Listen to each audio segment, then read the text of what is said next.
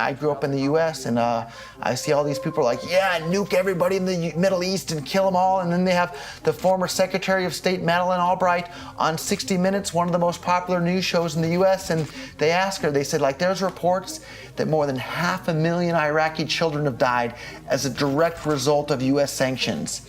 And she looks back at her with a straight face and she goes, it was a really tough decision, but I think that it was worth it. You know, is the price worth it? I think this is a very hard choice, but we think the price is worth it. Worth murdering 500,000 kids because of what the government did? And I apologize for crying, but it just disgusts me from my core when I see government people murdering people around the world. It's not just theoretical, these are real people with real lives. And Bitcoin has the power to undermine everything they're doing to people around the world. And I'm sorry for shouting, but it just disgusts me what these people in government do. And they do it through central banking and through the control of the money supply, and Bitcoin takes that away from them. Who killed Bitcoin?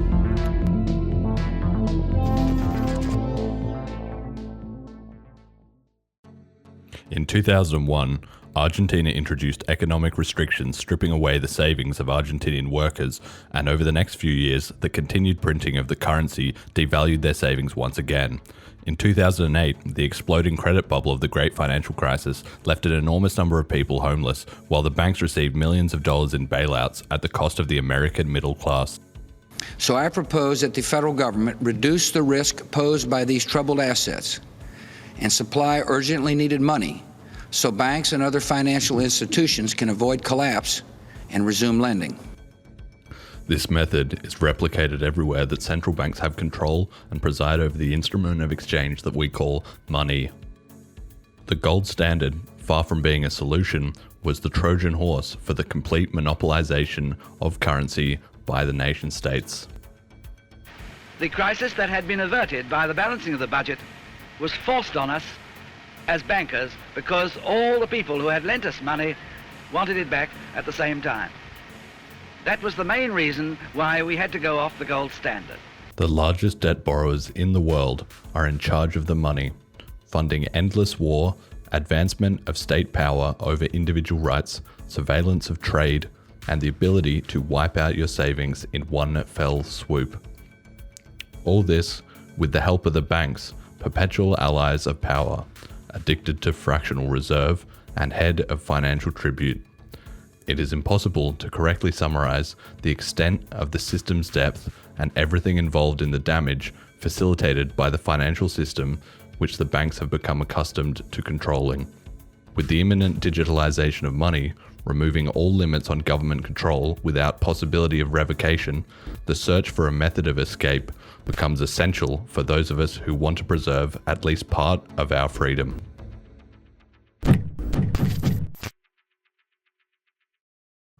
There were a variety of projects that sought to return to the money we use every day the attributes that made money sound money. After all, it is no secret that banknotes had transitioned from being property note claims over a certain amount of gold to printed paper without any backing, used only because of government decrees. Among these alternatives, there was for a period of time a project called eGold. eGold was created by Douglas Jackson in 1996 in order to provide consumers with a currency backed by gold, easy to move, and with optional anonymity. Jackson understood the difference between sound money and the wallpaper issued by the central bank since the abandonment of the gold standard. Despite its initial success, Jackson's project collapsed. The government observed the development of criminal activity within the eGold system to move money, and even though Jackson wanted to cooperate, the federal agencies ignored his pleas while the criminal activity escalated. You can investigate the story yourself if you want to learn more, but in short, Jackson was charged with money laundering and it was game over. However, there was a lot to learn from experiments like eGold, especially that for a currency to survive and compete with Federal Reserve notes, it must have no central point of attack. All of the projects with a central company had to be superseded in order to achieve the goal of an independent currency free from government manipulation and control. After a period where decentralized digital currency projects did not emerge, a user of the cypherpunk mailing list appeared under the pseudonym Satoshi Nakamoto. His first readers had no idea that they were at the forefront of an unprecedented technological, economic, and cultural revolution. At the time, they saw only the name Satoshi Nakamoto. In 2008, he released the famous white paper entitled Bitcoin, a peer-to-peer electronic cash system. Every word in this title is important to understanding the idea, and it is critical to understand how Bitcoin worked according to the white paper. The model Satoshi Nakamoto proposed establishes the necessary mechanisms and incentives for the system to function according to its title, a cash currency from person to person without intermediaries, dispensing with a need for third parties that mediate the exchange. In fact, it makes explicit in the first paragraph, the main benefits are lost if a trusted third party is still required to prevent double spending. It is worth clarifying here that the important thing is not Satoshi Nakamoto himself, but the model he proposed in the white paper that he later defended in online forums as the project was developing, explaining that it was technologically, economically, and politically correct. The system, he explained, provides a free market money from person to person without intermediaries that are best left behind. This includes many of the most harmful and liberty-destroying institutions of the modern world. So how does Bitcoin work according to the white paper? Bitcoin is kept secure as a system thanks to the miners, who are encouraged to contribute computing power to the network. Bitcoin mining uses that computing power to verify transactions and thus avoid the double spending that Satoshi mentions in the first paragraph of the white paper. The result is a secure network and a solid monetary system with no possibility of counterfeiting, plus a predetermined and decreasing emission of new coins that trends to zero. In the beginning, the network rewards miners with new bitcoins for their work, regardless of the number of transactions that they process. It was done in this way so that there was an initial incentive to provide computing power to the network while the number of transactions was still small due to low adoption. But this is obviously not sustainable over time because it would result in infinite production of new bitcoins, which the system hopes to avoid. To address that is a process called the halving. The halving is a process where the rewards to miners are cut in half roughly every 4 years. In this way, cut after cut, the issuance of new coins is less and less, ensuring scarcity. There will never be more than 21 million bitcoins, each infinitely divisible. Thus, the system is designed that with the passage of time and adoption by more users, fewer and fewer coins are issued to reward miners. Instead, the economic incentive is provided via the rise of more and more transactions that pay a transaction fee to the miners to verify each transaction. In summary, the idea is that the initial reward of new coins to the miners is progressively replaced by transaction fees. But to achieve this, the number of transactions must rise high enough so that the miners have sufficient incentives to contribute computing power to the network and keep it secure. It is also safe for the network to be accessible to everyone, including in countries like Argentina or Venezuela, where the currency and wages have been destroyed.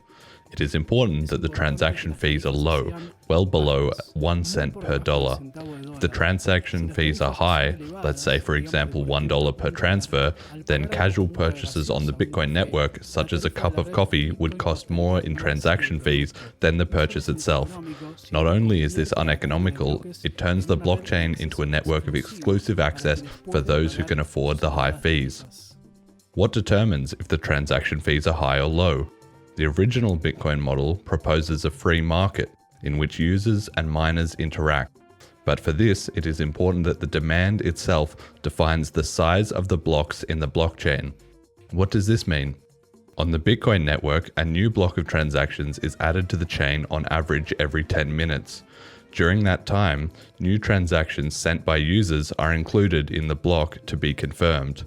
If the block is artificially capped, in other words, ignoring the user transaction demand, then a number of transactions will be left out of the block and will have to wait indefinitely until the fee they chose to pay is enough to be included in the next block. This shouldn't happen according to the original design, but this is where the debate ignites. In the early days of Bitcoin, the block size was artificially limited by Satoshi Nakamoto for security reasons that made sense at that time. There was the possibility of a spam attack where a malicious node generates millions of transactions at practically no cost, congesting the network. But the days were numbered for this artificial limit that at the time did not prevent the network from working properly. It was an explicitly temporary measure. Satoshi explained it like this.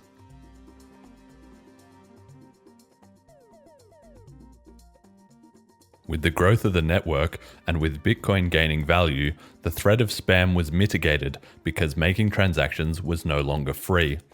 Discussion arose concerning the necessity of increasing the block size, plus discussion if there were valid reasons to retain the limit restricting blocks to 1 megabyte, and if there were any, were they more important to the viability of Bitcoin than the reasons to increase the size of the blocks? The thing he always said was like, no, Bitcoin can scale up. This is no problem. This is no problem, right? This was like the first question he was ever asked about Bitcoin, and he explained this is no problem. So the fact that people would actually want Bitcoin to run out of capacity artificially isn't something that he would have ever planned for. The main argument of those who defend restricting the size of the blocks and the number of transactions that the network can process is that in this way, anyone can use their home computer as a network node, not as a miner, but simply as a spectator. But this node does not provide security to the network, so within the Bitcoin protocol, there is no financial compensation for simply downloading the chain of blocks to your computer without providing computing power and without verifying transactions. I take this opportunity to clarify, it is not that these new non-mining nodes are useless, they may have some personal utility, can also provide services that require constant monitoring of network activity. Examples include block explorers and exchanges or cryptocurrency research, but they are not particularly useful to the network. The miners who invest significant amounts of money in mining hardware, electricity, storage, maintenance, etc., have basically no problem with bandwidth or storage due to the size of the blocks. With technology available today, or even from a few years ago, the miners were not struggling in either regard. An argument around difficulty storing the blockchain does not stand up for 1 second, and still today it remains a theory moving further and further away from reality. If we understand that the blockchain maintains its integrity thanks to the fact that miners contribute computing power to the system and they do it for the lucrative reward, it is indisputable that the miners must receive an adequate reward for their investment.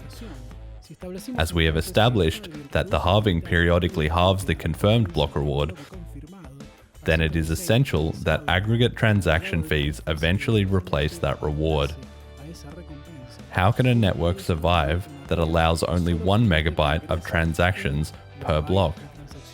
To make it totally clear, a limit of 1 megabyte per block allows the network to process at most about 7 transactions per second.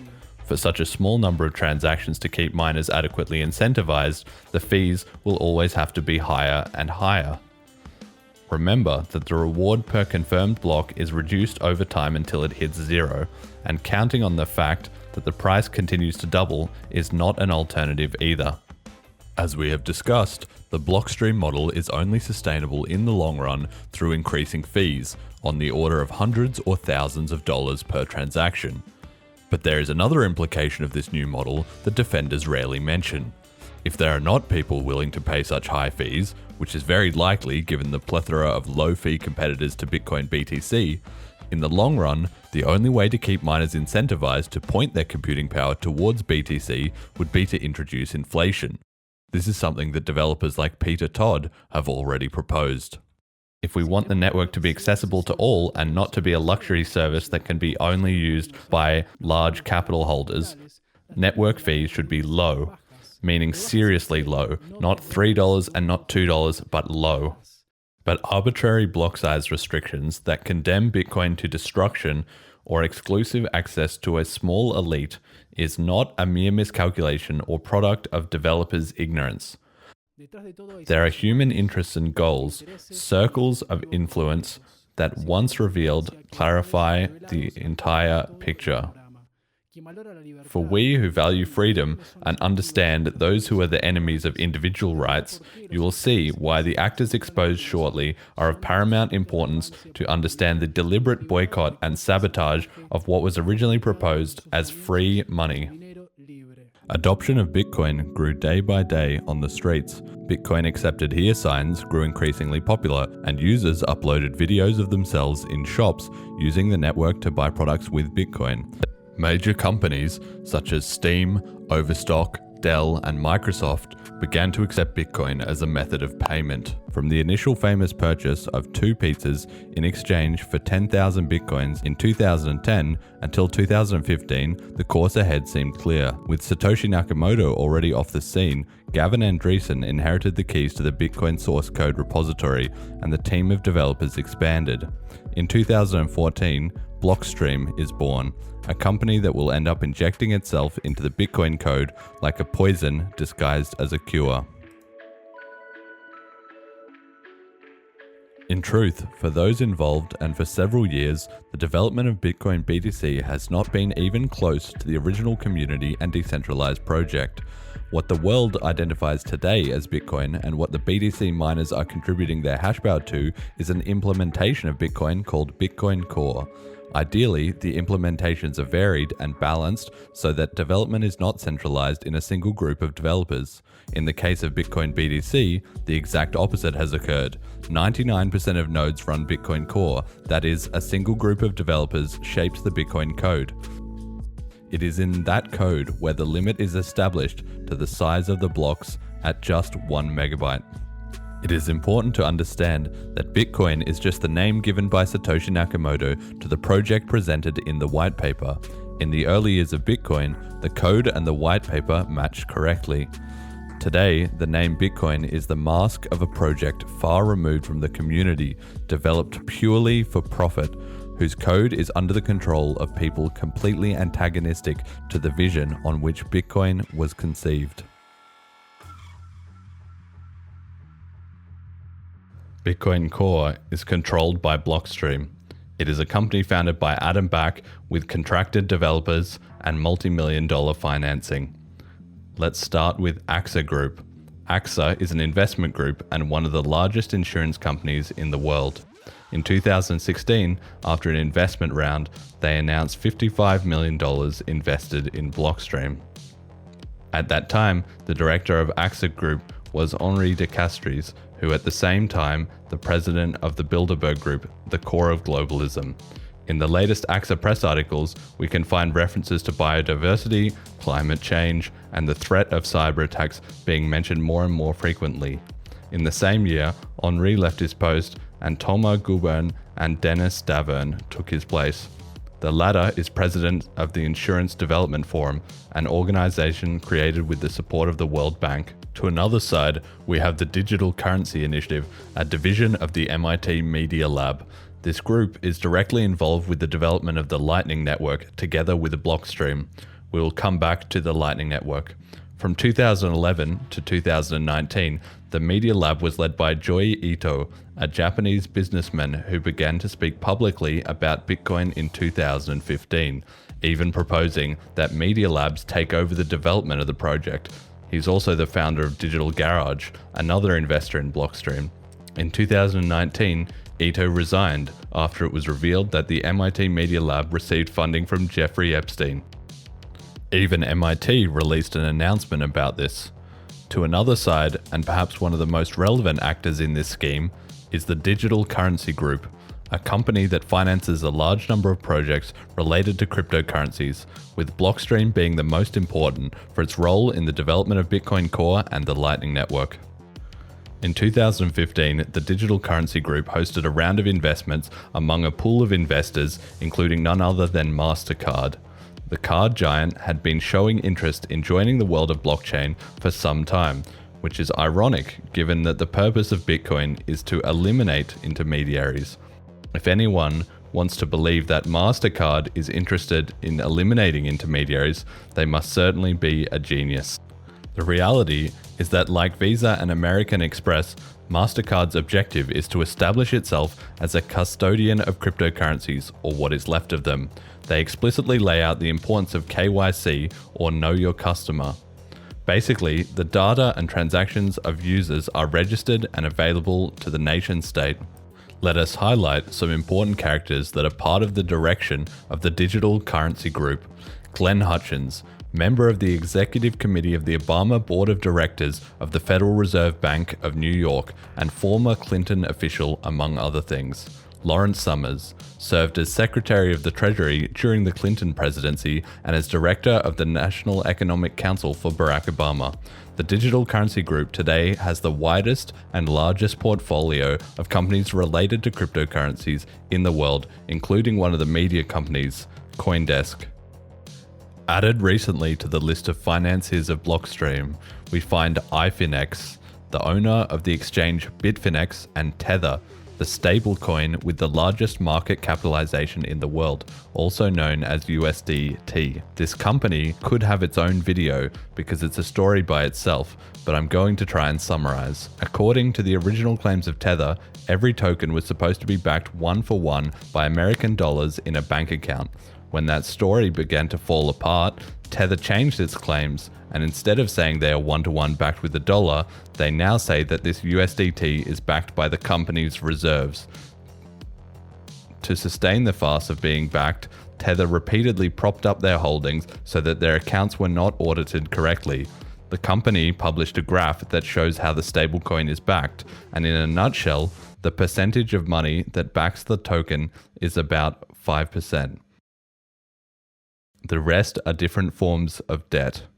If you guys remember, the New York Attorney General investigated them and found that Tether lied when they said that they were always backed one-to-one, and that from 2017 to like late 2018, like November-ish, they were unbacked, right? And then in 2019, they changed their disclosure to say, yeah, we're actually not backed one-to-one. We've been lying to you guys pretty much for our entire existence, but don't pay attention to that. But what I want to draw your attention to, guys, is, okay, so this chart that I have in front of me is Tether's market cap during the time that the New York Attorney General says they were unbacked, right? The New York Attorney General says, for sure, we know at this point they were lying to people. We know that they were not telling the truth, okay? So look at this chart, and I'm going to slowly take it. So this is the end of 2018, beginning 2019 here. This is when they changed their disclosure. What I'm going to do is I'm going to slide this over, and you're going to see how Tether has progressed and printed money after being found to have lied to people. So watch this, watch this. This is Tether's activity since the New York Attorney General determined they lied. This is the state of affairs with crypto, guys. The people we think who might be falsely inflating the market, this is where we knew they were lying to us.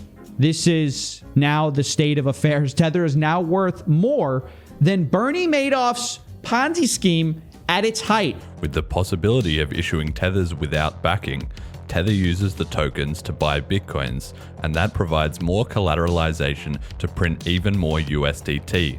This could be creating a historic bubble capable of impacting the entire cryptocurrency market. Today, there is no record of a bank account that has ever held the dollars that supposedly backed this USDT. No bank in the world wants to have them as a client, and in this way, they became a digital currency without real backing that simultaneously represents a currency without any backing itself. But that is not the end of the list of bad actors that surround and finance the centralized development of Bitcoin Core. In the Blockstream investment round in 2016, another participant was Digital Asset Holdings, a startup led by Blythe Masters, a former executive at JP Morgan. This startup had already raised funds from financial institutions such as JP Morgan, BNP Paribas, Santander Innoventures, and Citibank, among others of similar kind. The investment was made with the express objective of promoting the development of second layers in which transactions could be accelerated. Everything mentioned up to this point is a brief summary to give you an idea of how many interested parties are involved in the monopolization of the Bitcoin network. It also makes sense of the following parts of this video. In order to disable Bitcoin and pretend it made sense and is the right thing to do, it was necessary to take control and dominate the main channels of communication of the Bitcoin community. The discussion took place mainly in two sites, the subreddit rbitcoin and bitcointalk.org. In the latter, we can still find the contributions of Satoshi Nakamoto. Keep in mind that these actions are several years past, and it would have been impossible to collect all of the evidence of all of the maneuvers used to manipulate the discussion and censor those who oppose the agenda pushed by the moderators of these forums. On both sites, we have a user posting with the name Thamos in general control of the forums where the present and future of the project were discussed. Many users began to notice that the moderators were trying to mold the content of the forums and pull discussion in a specific direction. To be clear, it was and still is practically forbidden to suggest increasing the size of the blocks. After Gavin Andresen was removed from the beloved project of Satoshi Nakamoto, together with Mike Hearn, he decided to launch Bitcoin XT, an implementation that would heed demands to increase the size of the blocks. Logically, this was taken as a threat to the agenda of Blockstream, and consequently the Bitcoin XT network began to receive a DDoS attack that basically consists of sending excess traffic to a network to collapse it. This was one of the factors that terminated the short life of Bitcoin XT. Discussing Bitcoin XT was forbidden on the forums. It was considered to be like talking about an altcoin, unrelated to Bitcoin. That is to say that Bitcoin can only exist in the way that Blockstream needs it to exist, with no possible alternatives, removing from the conversation any suggestion of making Bitcoin work according to the white paper. To make it even clearer, the comments pointing out the censorship also had a good chance of being censored.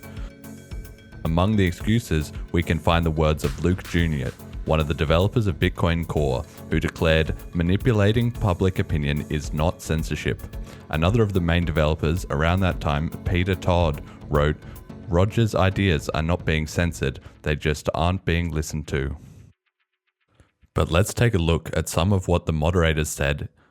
In 2015, one of the important moderators, Bashko, close to Thamos, said in response to demands for change, "Given the fact that the block size limit debate hasn't come to anything remotely resembling consensus, yet Bitcoin XT contains code which could fragment the blockchain and existing ecosystem, the decision to moderate Bitcoin XT topics as off-topic is consistent with actions taken towards alternate blockchains like Litecoin, Dogecoin, Ethereum, etc.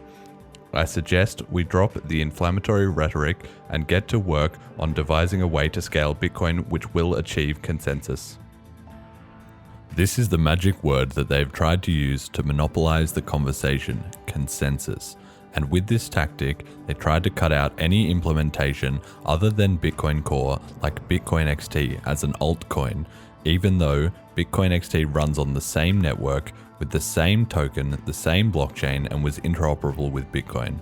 In the same month of August, a user writes addressing the moderators, "Please don't try to impose your will on the Bitcoin community." This post was removed. The next day, another user writes, "How is the Bitcoin community supposed to build consensus to do a hard fork protocol upgrade when the moderators of rbitcoin push out any discussion of a proposal that does not have consensus?" In one of the most upvoted posts in the history of the subreddit, you can read, "The Bitcoin experiment is being derailed by rbitcoin admins and Blockstream core devs.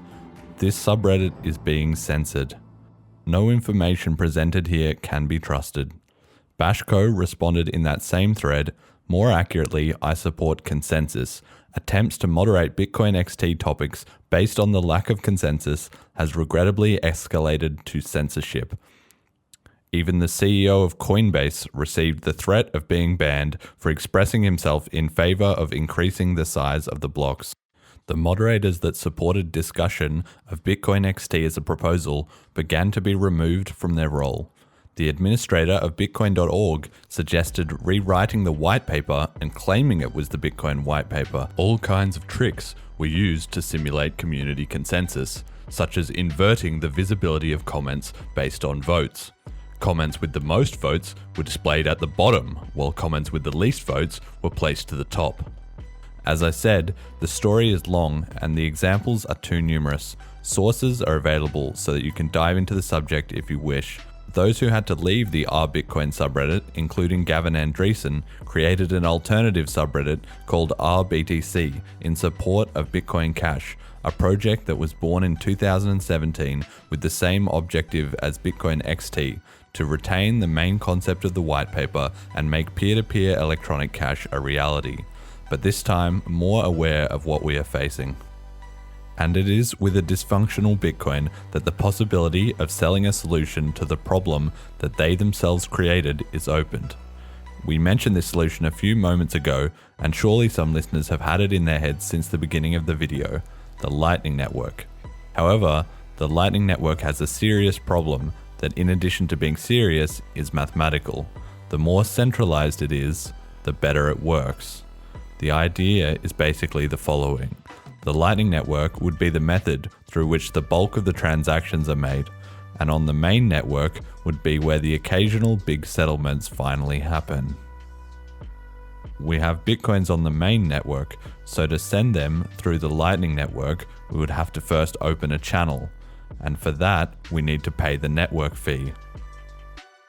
In the Blockstream model, the common user does not use the blockchain, but the Lightning Network through channels opened by those who can pay the network fees.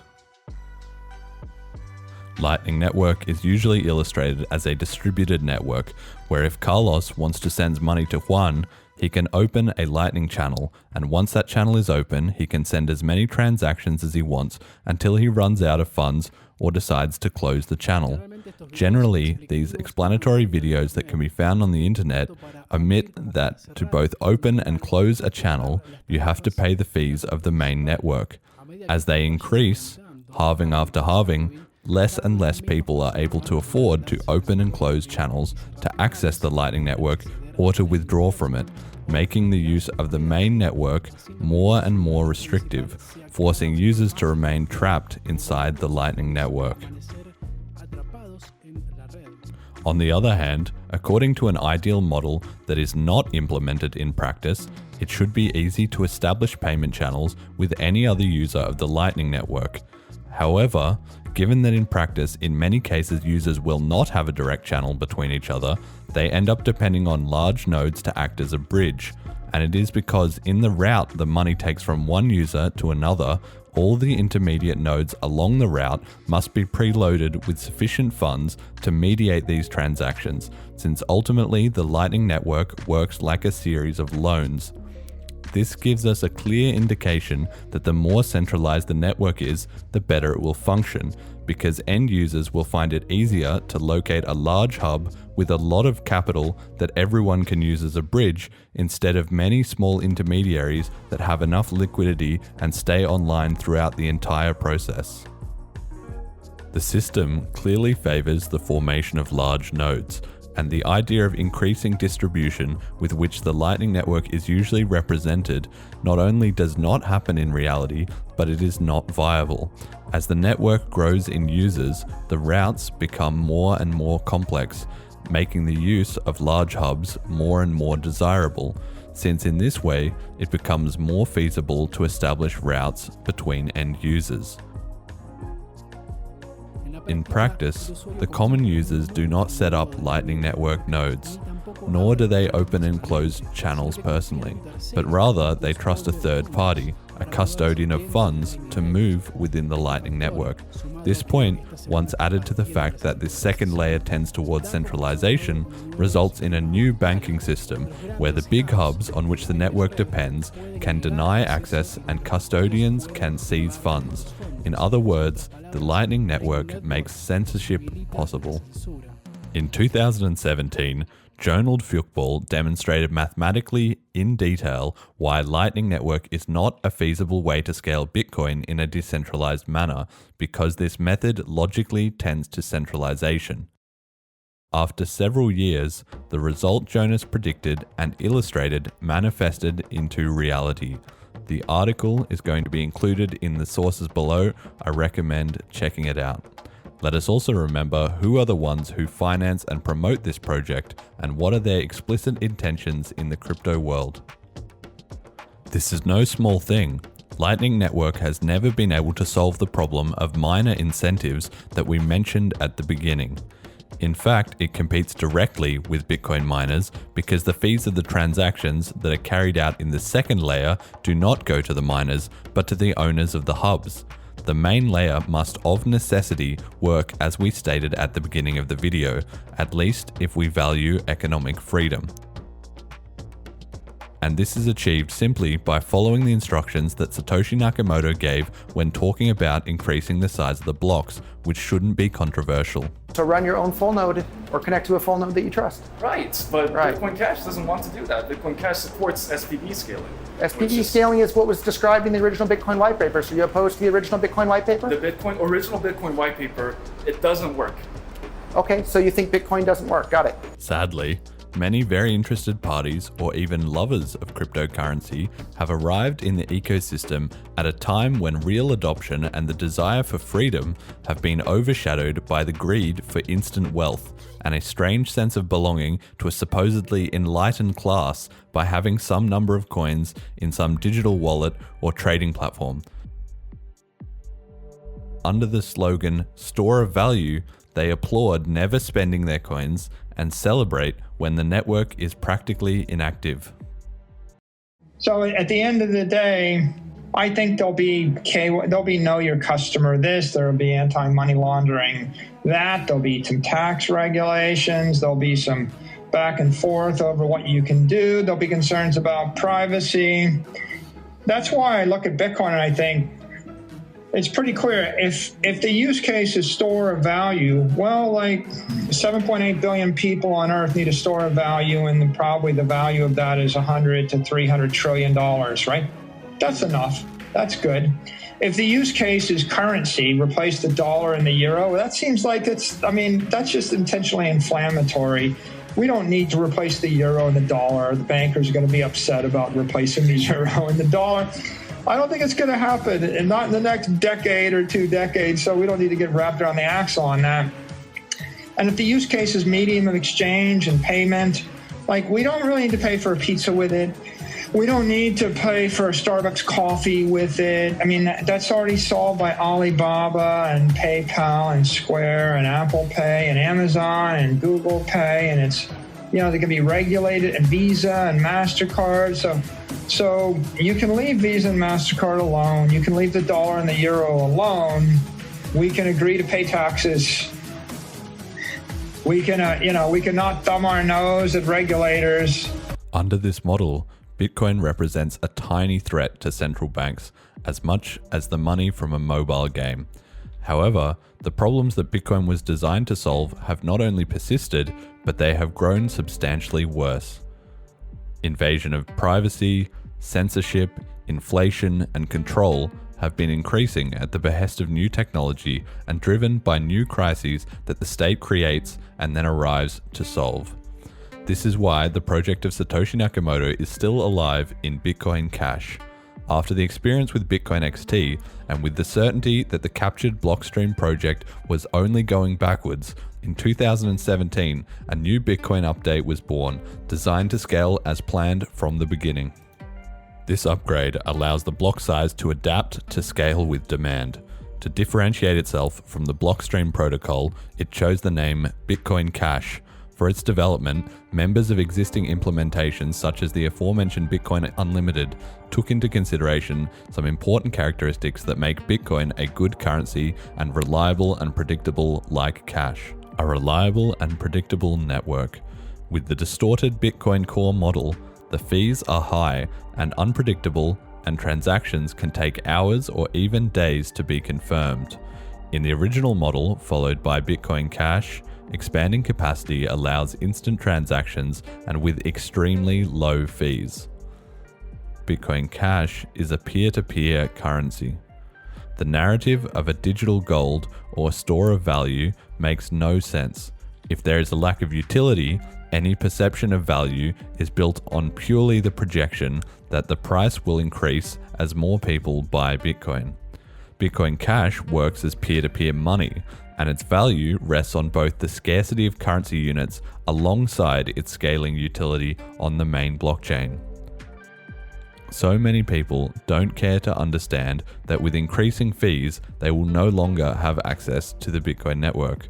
Although, with the current Bitcoin BTC fees, a significant part of the world is already left off the network. This indicates that many interested in Bitcoin BTC have forgotten that the network was supposed to be freely accessible to the entire world and not exclusive.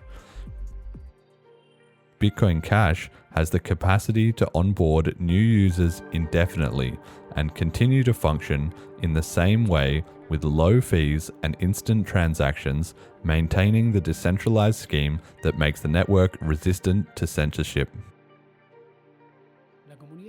The Bitcoin Cash community is very active, as are its developers. Thanks to that, today we have a perfectly scalable model with developers who are involved from the beginning of Bitcoin and high suitability since they start from the same chain of blocks protected by their own proof of work that keeps the network safe and decentralized. It has early Bitcoin adopters participating in the community, efficient tools for privacy, and the possibility for creating smart contracts thanks to Smart BCH and a strong movement of people committed to making real change in people's lives. The first time I heard about Bitcoin was in 2015. At first, I thought it was some form of private digital money similar to e-gold. It takes time to really understand what a decentralized system is for cash and why it is such a valuable tool. When the idea had formed in my mind and I understood what it meant through the lens of the economic and political context of that time, today intensely escalated, I became insistent about it, and in all my social circles I brought it up, among my friends and libertarian acquaintances. It was very easy and exciting for me to let them know that there was a form of money that could change everything if we started to use it ourselves and expand its use. Time passed, and working for adoption began to be set aside, as hoping for new highs in the price became the preoccupation, and the slogan "store of value" was heard more frequently. But luckily, I understood that real adoption of cryptocurrencies was an urgent topic, especially with everything that has happened since the beginning of 2020. From time to time, I would see some video of someone paying with Bitcoin in a chain like Burger King or maybe a small barbershop somewhere in the world, but I didn't know anything about Argentina or Latin America. Every now and then I came across Bitcoin Cash almost casually on Instagram, and it seemed to have strong supporters in the libertarian and agorist communities.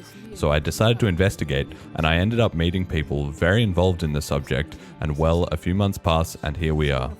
Although it was not at all pleasant to find out that the version of Bitcoin that I promoted until then was actually something very removed from what I thought I was promoting, at the same time it gave me some relief to finally understand why it was that adoption was not progressing. Eventually, I came to recognize that the price is a factor of least importance, and the community of Bitcoin Cash helped me to see it clearly. Today, the Bitcoin Cash community is unique, a group of libertarians consistent with their ideas who want to abandon a monetary system of war and social engineering. Bitcoin Cash is simply the best tool we have found to achieve that goal. Meanwhile, Bitcoin BTC continues to work on a model that trends towards centralization in the hands of corporations and can eventually completely separate from the blockchain, repeating the cycle that the gold standard has already fulfilled, while they continue to distract investors with new all-time high prices and new investment rounds. The Bitcoin Cash community works for the adoption that was supposed to be the focus from the beginning, by talking to merchants and bringing this tool closer to more people in a context where it is so needed. After all, Bitcoin is a tool for individuals, and I, as an individual, have already chosen which version best corresponds to my ideas. The Blockstream model is designed to receive new corporate investors and create bigger custodians. The model of Bitcoin Cash is designed to welcome new users and provide the world with a tool for freedom. Thank you for watching to the end. Please like, comment, subscribe, and share.